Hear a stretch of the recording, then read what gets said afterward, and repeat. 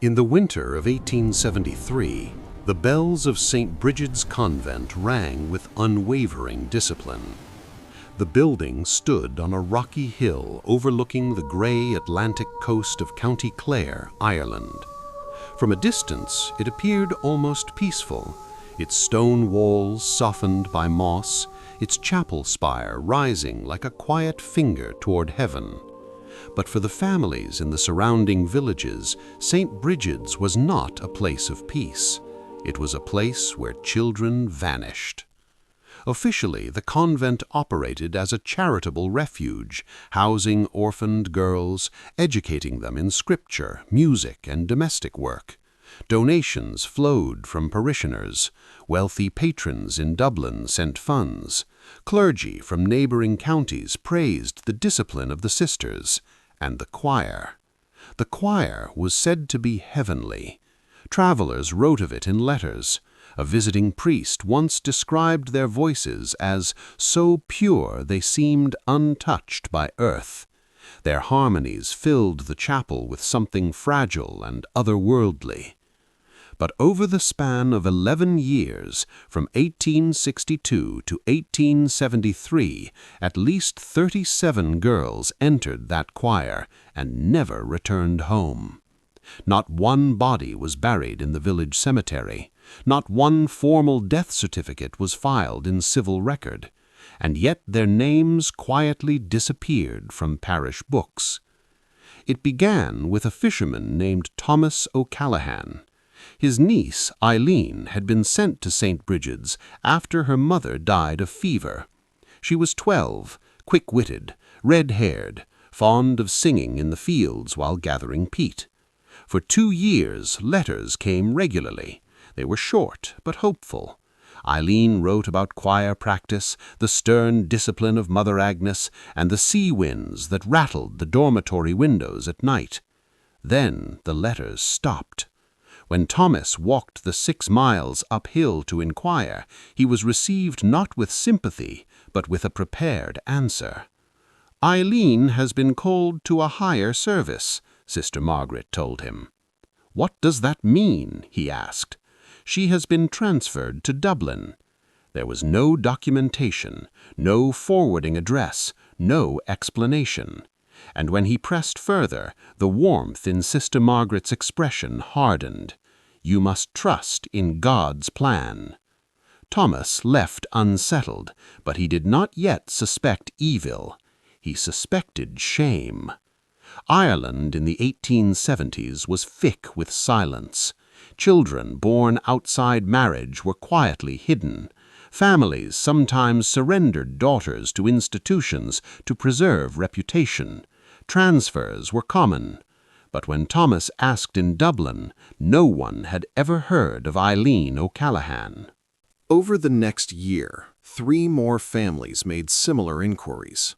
Each received a variation of the same response: transferred for advanced training, taken in by a private benefactor, moved to a larger convent. No addresses were ever provided, no written confirmation offered. In village gatherings, whispers began to circulate, but fear kept them quiet. St. Brigid's was powerful. The church was powerful. To question it openly was to risk social exile. And yet, beneath the fear, something darker stirred, because the disappearances shared one detail. Every missing girl had been part of the choir. Former novices later described the choir practices as intense, almost obsessive. Mother Agnes, the convent's abbess, was a woman of unsettling composure. Tall, angular, with a gaze that rarely blinked.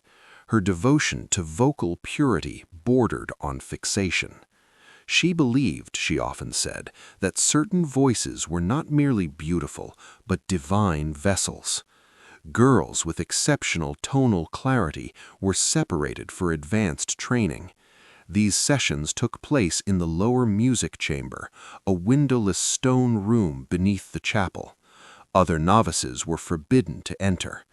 One former girl who later left the convent at age 16 described hearing faint singing at odd hours of the night, solo voices echoing from below, long after the rest of the dormitory had fallen silent. They weren't hymns, she would later say. They were long, drawn-out notes, as if someone were being made to hold them. No one dared ask why. In 1874, a local magistrate named Edward Byrne reviewed the convent's charitable filings for unrelated reasons. He noticed something peculiar.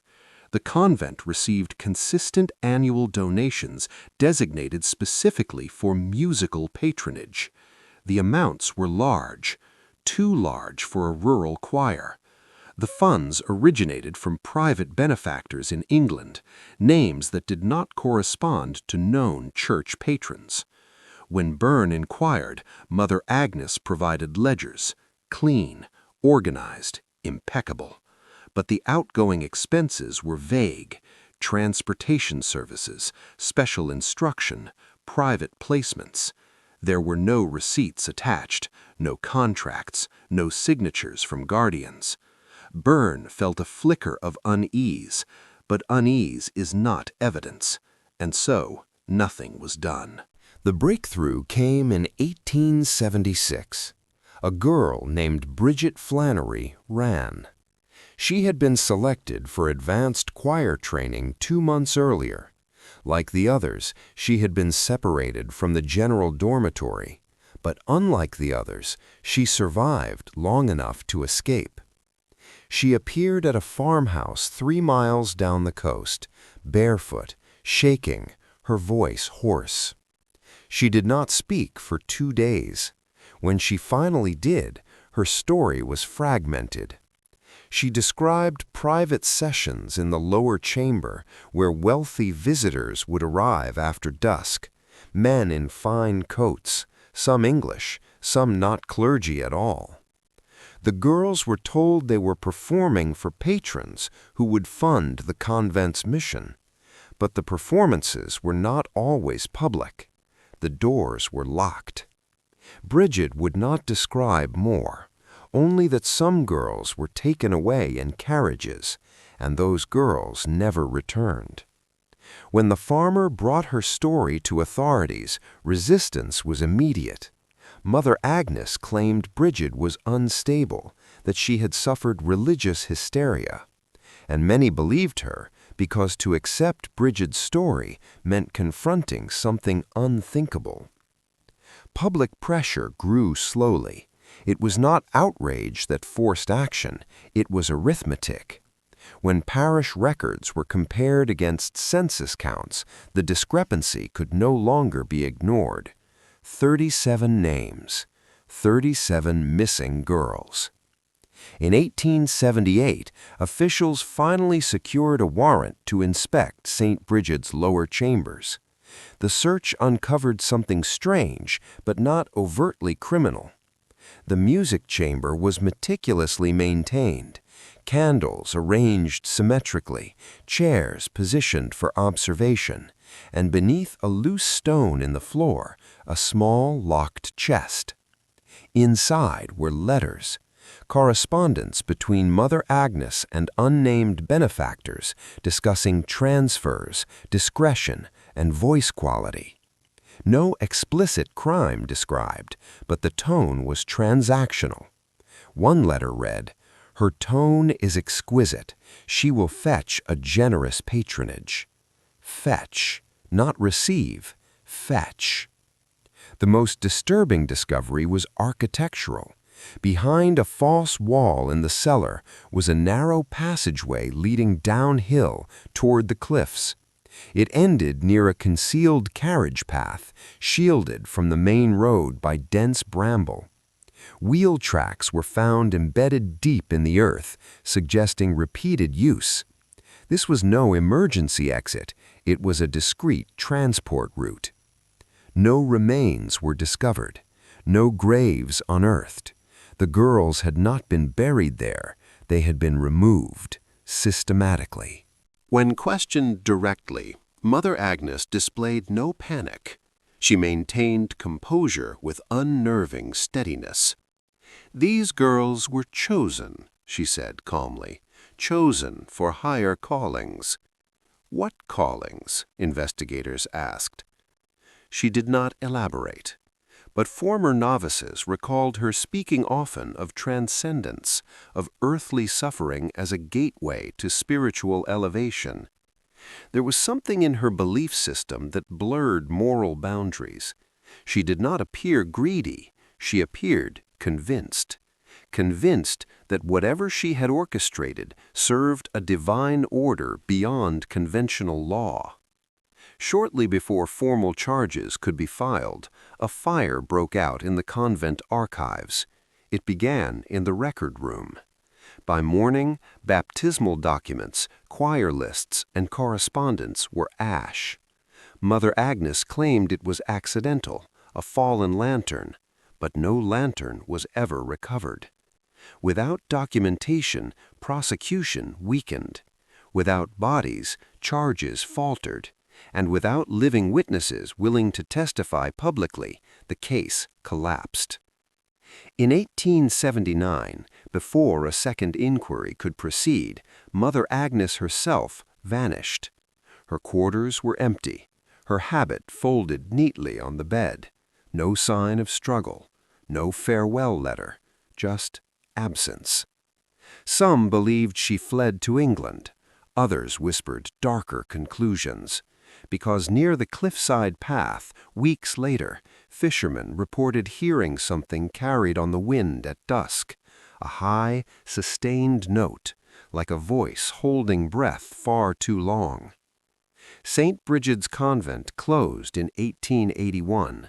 The building stood abandoned for decades before partial demolition.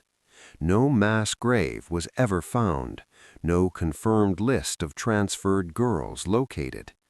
To this day, historians debate the full truth. Were the girls trafficked to wealthy households under coercive contracts? Were they exploited privately by elite patrons? Was there a network beyond St. Brigid's? Or was Mother Agnes a singular architect of something both calculated and ideologically warped? What remains undeniable is the pattern. 37 girls entered the choir, 37 disappeared, and the donations stopped the year the investigation began. Perhaps the most haunting detail is this. Of the girls who were not selected for advanced training, those whose voices were deemed ordinary, not one went missing. Not one. It was not random, it was curated. And somewhere in forgotten ledgers or private estates long dissolved into history, the truth may still lie dormant.